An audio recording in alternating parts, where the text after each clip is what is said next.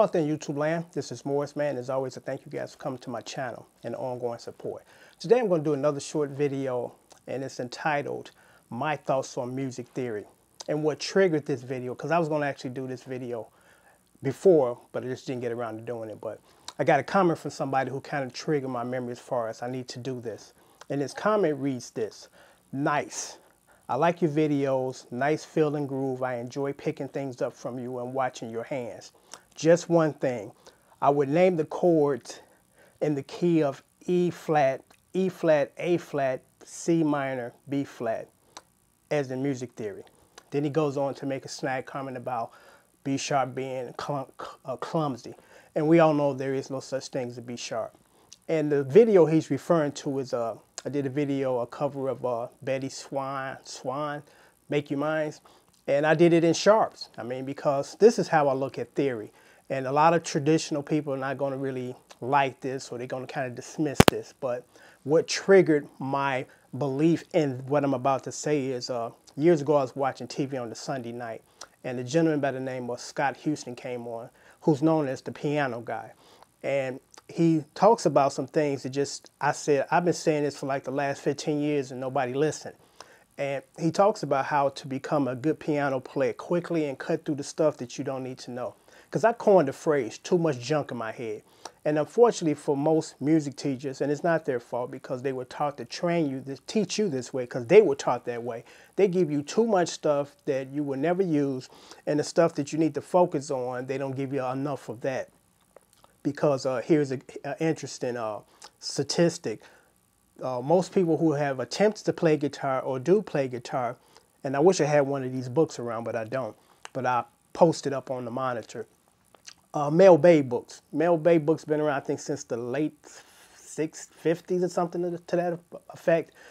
And there's, I think it's 5 books. You know, how to play guitar, 1, 2, 3, 4. I think it's 5. It might be 4. But they say 80% of the people that start book 1 never finish book 2, let alone complete the series. And the reason why it's not that it's extremely difficult, it's just the majority of the stuff that you're being taught at the beginning, right out the gate, is stuff you never use. So that's why a lot of people become disenchanted and just give up and say, you know what, this is just too much for me, when it doesn't have to be that way. Because I agree with Scott Hudson. Unless you're trying to go to Classicalville or, you know, play hardcore jazz, all that stuff, theory and stuff, is not necessary. Because I stopped thinking about key structures a long time ago, because the bottom line is this: play the chords in front of you that are in the song, period. Whether they sharps or flats, it doesn't make a difference. If you know the chords and the finger grips and slight and maybe 2 different inversions, you can play that song without worrying about what key you're in. The only time you need to know, we worried about what key you're in, is when you're doing solos. So you know what scale to run, or in the key of the scale to run. But you don't even necessarily have to do that, because Prince for years couldn't read music, and that's what he did, and that's what most of us did. Most professional entertainers don't care about you knowing what key you're in, as long as you can play that piece and play it well and not mess up. Because this is how it works. As far as key structure, there are certain notes within each key.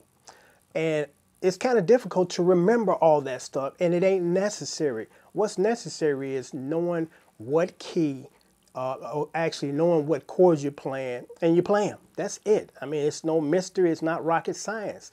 But for those people that, you know, want to do classical stuff, where you sit up in a tuxedo and you play maybe 20 songs within the show because you're playing a orchestra background of a Broadway musical, absolutely, you do need to know that stuff then. But most of us are just going to be guys and girls that are going to be playing in clubs and doing covers for the rest of our lives.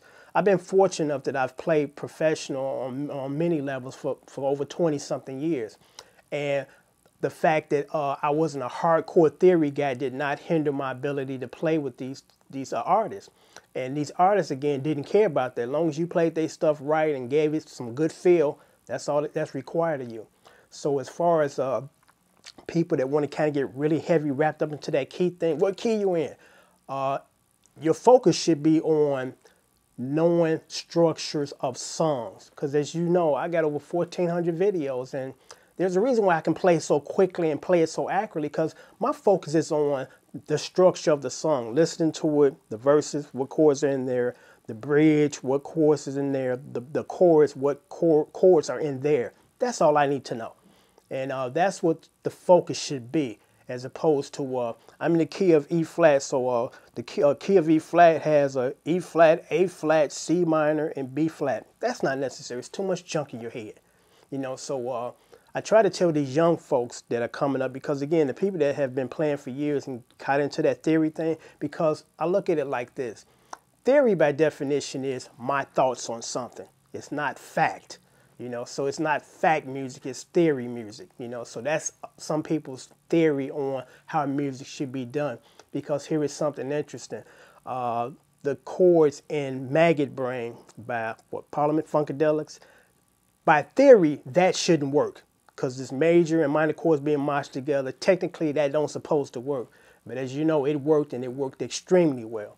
So again, don't so much get focused on, unless you're trying to go to Classicalville, key structures or what key signature, because that time you focusing on that and trying to keep that in your head, you can focus on, I can play these chords in 3 different inversions, and one of the 3 going to work, because that's one of the 3 that's going to probably be what the guy on the record played.